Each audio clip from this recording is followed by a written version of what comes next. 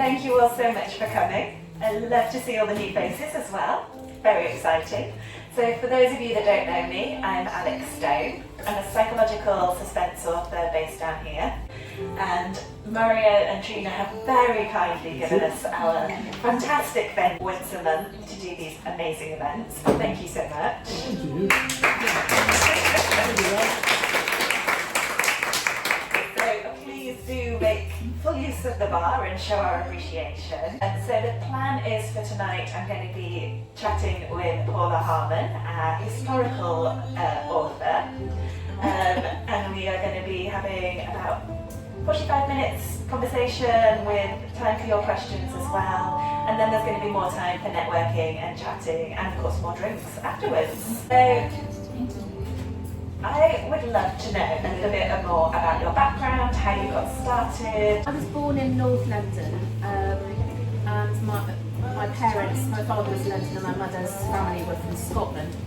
And my father would get bored of his job every couple of years and we just kept moving and moving and moving until we ended up in South Wales when I was 8 years old. I was thoroughly miserable in South Wales and couldn't wait to leave and ended up going to University of Chichester, getting a job in Gloucestershire and in 2005 moved down to Dorset with my husband and children. So writing. I grew up, my father, apart from wanting to change jobs every 2 years, was also a hoarder. And I grew up in a house full of chiefly books. And at one point a load of knickknacks that he got left by an aunt and never quite got rid of. But mostly books. And I was brought up in stories. So I think one of my earliest memories is telling myself stories in bed when I was about 3. And then when I could write, I started writing them down. And the first story I can remember writing was some Clanger fan fiction. Oh, we all love the Clangers. Yeah. So I just wanted to be a writer. That's what I wanted to do. That was what I was aiming for. I even joined a writers' club with my dad when I was in my teens. It was all full of middle-aged weirdos. one of the middle-aged weirdos was probably about 30, but I was 15. So, and he was writing slightly erotic ladies' fiction for women's magazines as a woman, and was reading them out. And I was sitting there next to my dad at the age of 15. Then I went off to university and did English, and the plan was that I would come out and I'd get some kind of job and would end up writing, but it didn't quite work out like that. The one thing I didn't want to do was end up being a civil servant. I ended up being a civil servant. So that is a whole other story. And when building a career, bringing up a family, I just sort of stopped. I was just writing for myself, really. Sort of my dreams went out the window. But my little girl was just about to start school, and I thought, I was working part-time, I had 2 days a week, and I thought, I'll start again then. And then we moved to Dorset, and my new boss said, you can't do that working pattern, you have to work every day. So that was my dream gone out the window again. And it did affect me quite badly because I had been focusing on that for years. And what happened, my father died, which is very sad, and the other weirdo from school turned up at his funeral. And we'd lost touch with each other. We'd been the little girls that made stories up, that made plays up. And she said to me, are you still writing? And I said, no, not really. And she said, get on with it. And I was then in my early 40s, and I thought, do you know what? Yeah. So I joined my local writers group, and it was full of weirdo middle-aged people. I was now a weirdo middle-aged person myself, so it didn't really matter. And I didn't look back. I just started writing stories. I published my first collection of short stories, which was really an outpouring of all of that pent-up creativity that I've just been waiting for years. And in that process, I got rid of some of my ghosts. So I wrote about moving to Wales and the magic that was there, about that lonely little girl, and looking at her and thinking, but you're all right now. And yeah, so I started to get all emotional. And I found my tribe. So I said to somebody at the weekend, I found my tribe. I found people online who are now really good friends, one of whom I write with, and yeah, there you are. That's what it does, though, isn't it? When you Baffling. find your community. No, I get that completely. That's amazing. Thank you. I'm still citizen. Yeah, I'm still an accountant. Yeah. We won't think about that part. So tell us about your books now that we've... Okay, so I published the collection of short stories, which occasionally sells, not very often. And I did another one because I just was on a roll, and I started, this is going to sound really weird, but for anybody who remembers advent calendars before chocolate advent calendars, you got so excited because you don't know be a candle behind it or a donkey, and just be a drawing, not a real thing. And I thought, I'm going to write down all of those words, I'm going to put them in a jar, and every day I'm going to take one out and I'm going to write a short story about it. And I did.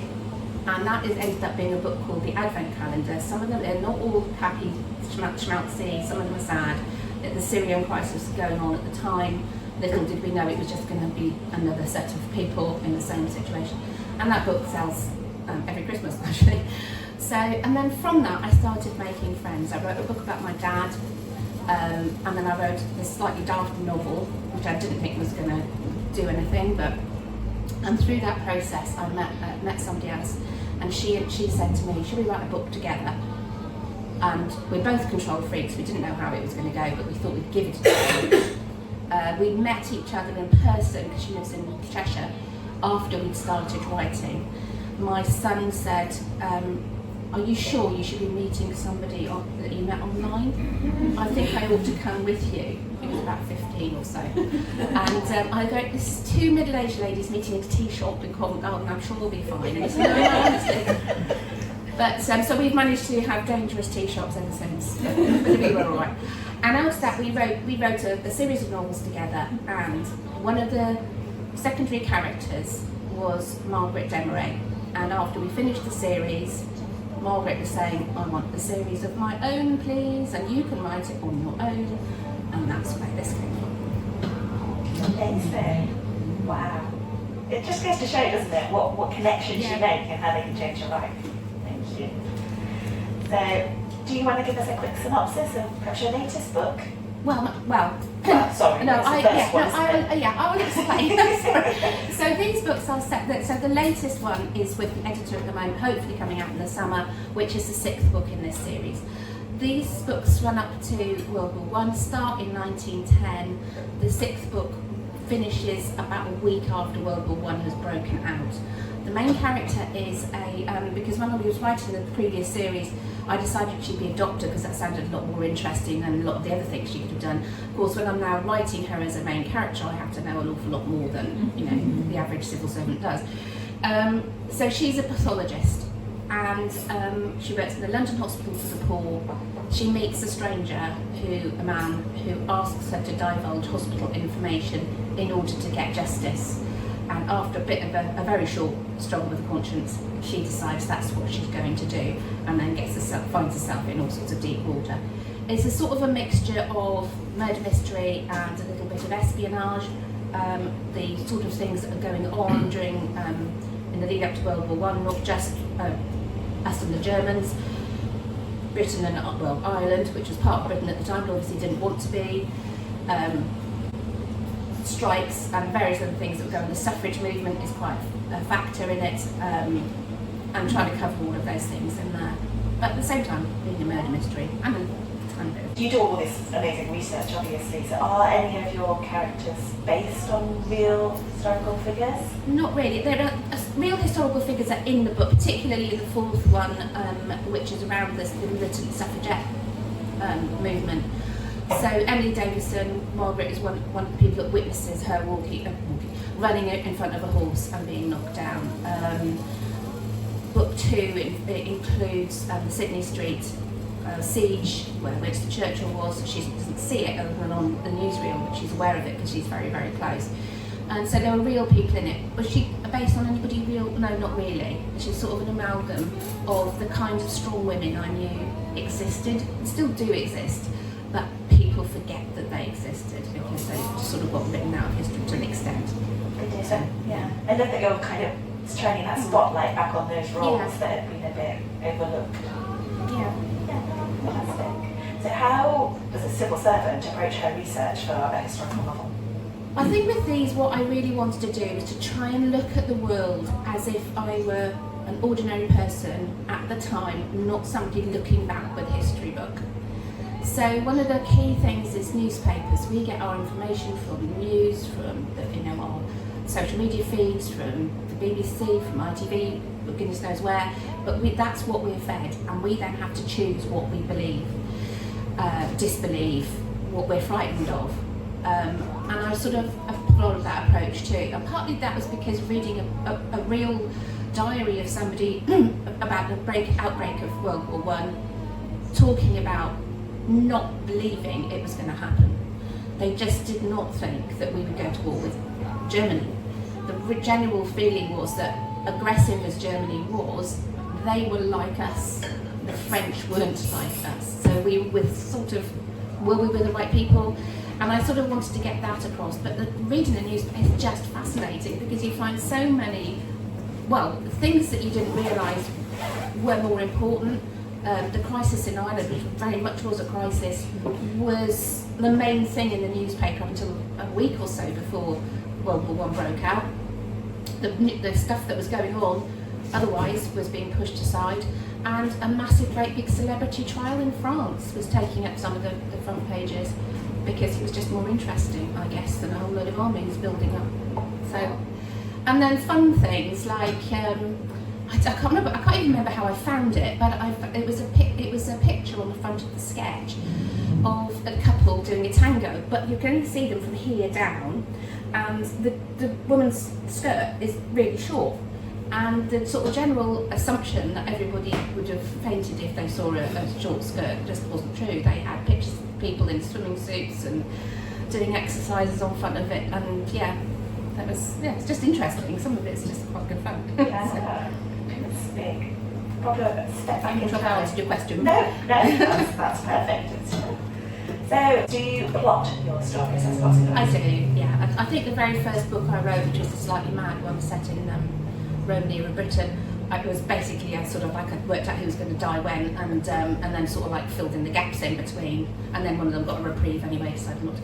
But by the time I got to these books, yeah, I do plot them out. I might have an overarching idea of what's the main factors are going to be, and have to sort of like really struggle to get what's going on in between. But yeah, sweat and tears. Okay, yeah, I do that part. It's painful.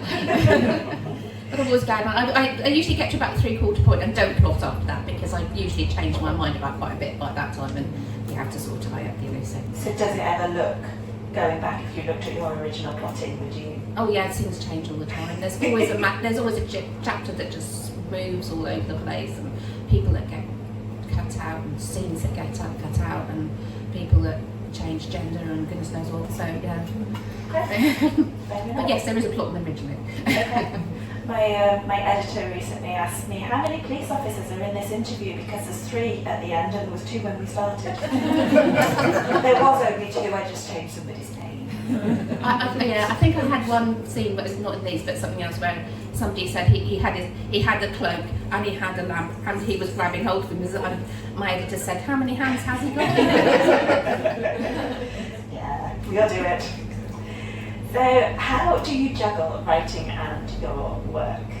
And running a festival. We've got to mention your festival as well. Oh, yes. How do I juggle it? My house is a mess. Simple answer. I mean, fortunately nobody really cares and the kids have left home now, so it's not so bad. But the house is untidy. And a bit dusty at the moment, I'm afraid. But yeah, no, I work, I'm partially retired now, so I only actually work 2 days a week, so I do have the rest of the time. But yeah, when there's other things going on, like the Blandford Literary Festival I'm involved with.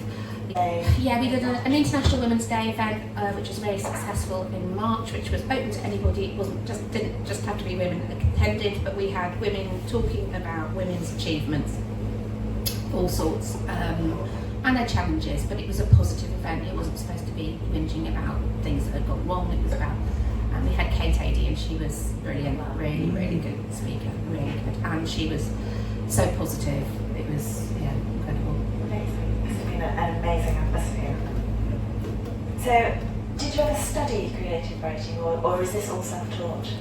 Not really. I mean, I'm lucky enough to be the generation where at school you were allowed to do creative writing properly, and that nobody worried about your spelling or your grammar or whatever. For that, you'd have grammar exercises and spelling tests and all the rest of it.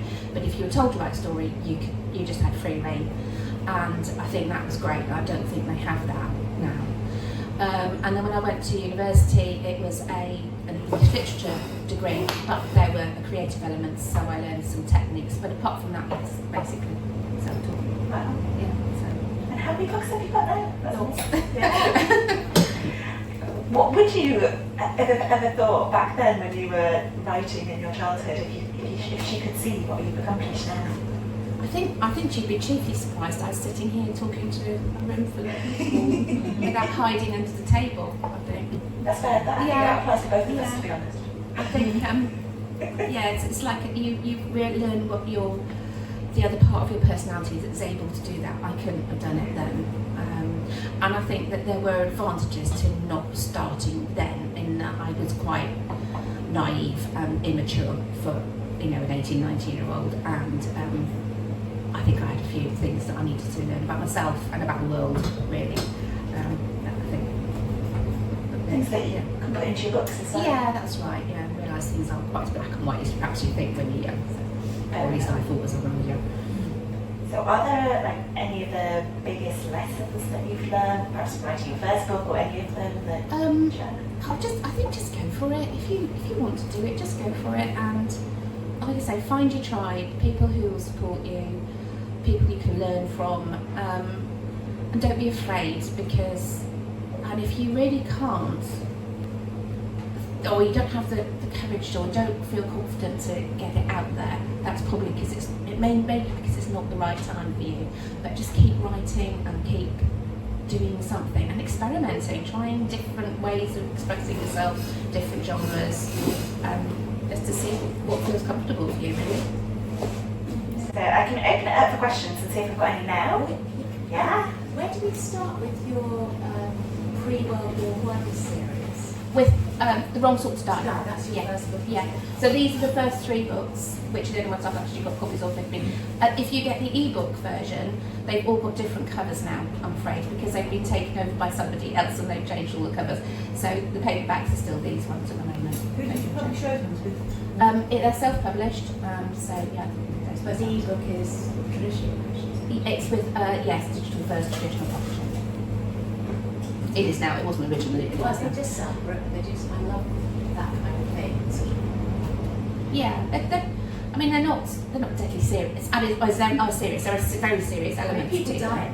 People, it's not just that. I mean, they touch on other things as well as as I said, the social unrest that was there. Well, it wasn't just all fancy dresses in the Titanic, really. There was an awful lot of social unrest, not just the suffragettes. So there's elements of that in there, and some of the more serious things that were going on at the time. And some fun fact: this one is set on the background of the moving picture industry, and originally the director was going to be, the producer of the company was going to be a man, because I thought that would be normal. And then I found out how many female producers and directors there were in the early cinema, when everybody thought it was a flash in the pan that was It was okay. never going to make any money, and then it all changed. But yeah, so I changed it all. You said that the main character of those was originally a character in the one that you wrote with someone else, and that she was calling out to you to write it. Did you have to have a discussion with your co-writer about that? She's a really good friend anyway, so, and she was doing something similar with one of hers, so no, it was fine. How did you find the co-writing, especially at a distance?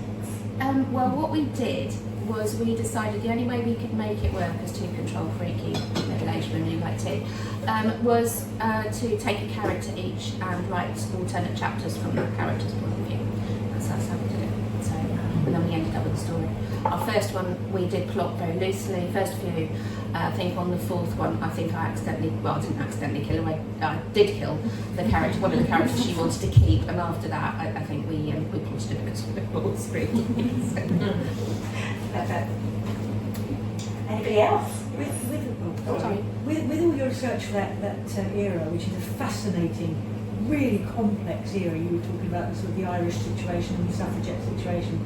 Layers and layers and layers of stuff there. Yeah, don't worry, they're not all it's not all crammed in there, don't worry. I could imagine that you must have been going down rabbit holes until 4 o'clock in the morning reading up on all that stuff.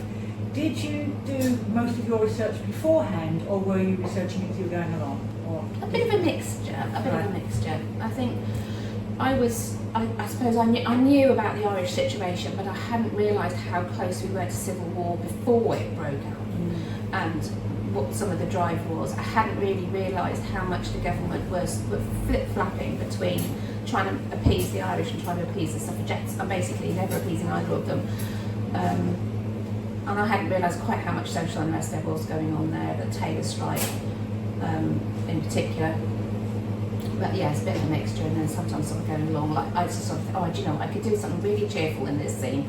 What could they have read in the papers, and I'll find some funny stories. So it's just a bit helpful.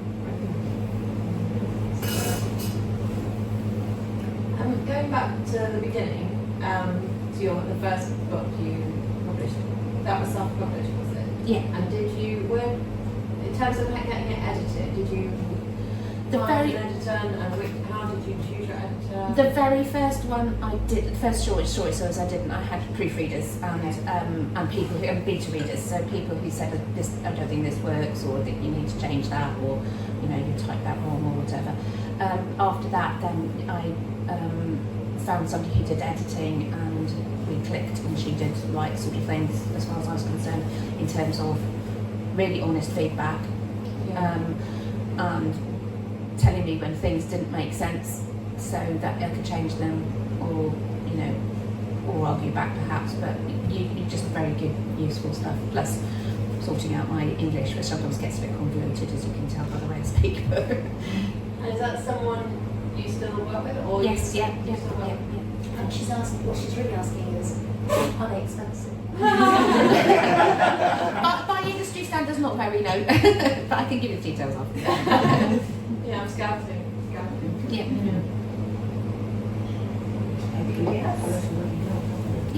As you said you were self-published, did you partake in any other parts of writing, like doing covers, or as you mentioned you had that? Yes, the books that I did initially, my first short story ones, I did the covers for those, and but they're all still my covers.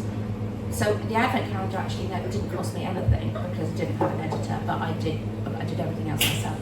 Then after that, I did pay for a cover designer to do some of the covers for me for these ones, because this was outside of. I did have a cover for that, and I really did like it, but I couldn't carry it on as a theme. I just didn't have the images and the typography and all this twirly bits. It's really difficult to do if you haven't got the right software, which I didn't have. So. Now I presume that I've heard you're a really good businesswoman. I've heard somebody say it. Oh right. Okay. But so, what do you find works selling your books? I mean, I know being in a series with being a series, really yes, helps, that really does help. I didn't realise quite how much, because I didn't intend to write in series at all, particularly. But for this particular genre, people do like to know what happens next. I do a newsletter, do a monthly newsletter, and then for that I join promotions with other authors. So there's a link that will take you to a whole load of other books, and mine will be there. And lots of other people who run the newsletters will do the same. So it will potentially go out to thousands and thousands of people, and you hope that one or two of them will buy a book. How did you build your own newsletter? Slowly, to start with. I have what we call a reader magnet, so I have a novella which is free if you sign up for my newsletter, and it's a historical mystery.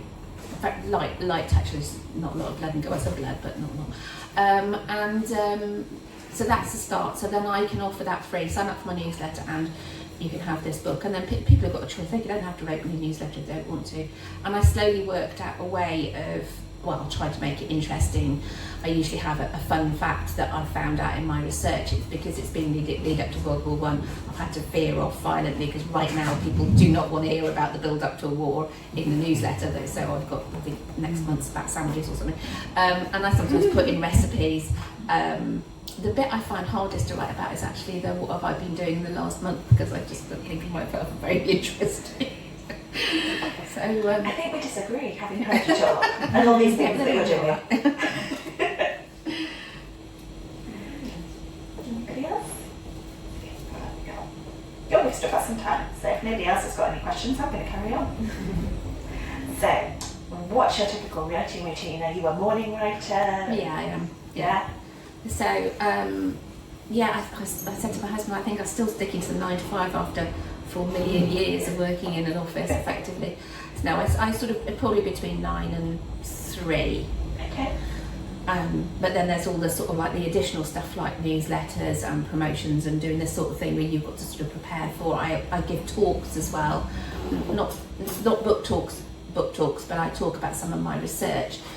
And the reason I did that was because I did a talk like this once and somebody said, I don't know why anybody would write about historical women having adventures, because they didn't do anything and they couldn't do anything. And I thought there were loads of women out there who did an awful lot of stuff, and I started researching and I talked about that.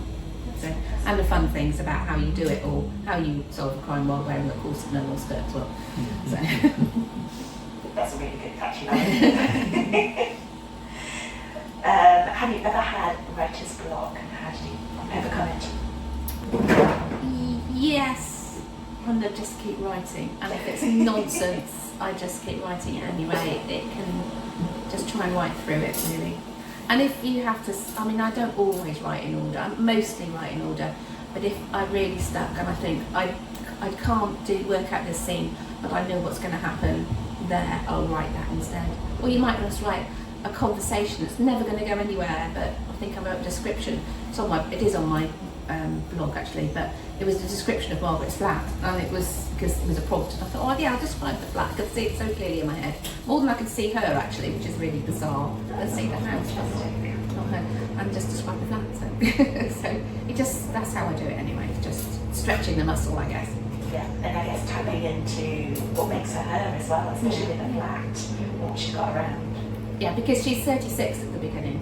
She's widowed, so she's been on her own for a bit and she's lonely. But of course, she at the same time is her space, and all of a sudden, you know, it's being invaded, and yeah, it's that sort of feeling of so a feminine little space. My husband coming into the shed. Does it have to be this purple? Yes. Just to clarify, the shed is her writing space. You literally write, you've got your a shed that's all set up for you, and it's your precious space. I have, yeah. Oh, tell us about your shed, come on. My shed, yeah. Well, my shed arrived, I think my husband ordered it in late 2019. I can't remember when it actually finally turned up. I think it was 2021 when it turned up because of COVID. Yeah. But and then he and my kids and my father-in-law built it for me, and it's big enough for a little sofa, and my demo sort of desk is a little folding table from IKEA, and I put up lots of pictures, including a couple of suffragettes in there, and yeah, it's just really nice, comfortable space, and we all like it actually. It's just we're not allowed to have television in there or music, and although the neighbours don't realise that, but yeah. So and in the summer, yes, I will. Well, spring to autumn, yeah, I'll go down there. Not so much in the winter. We have got a heater in there, but it's still a bit cold and damp. So I just take my office laptop out of the spare room. I love it. Is anybody else? No. Still have a little bit of time, so come on. What about editing? Are you one of these people that loves editing or hates it? No, I love editing. The editing is where I find the story.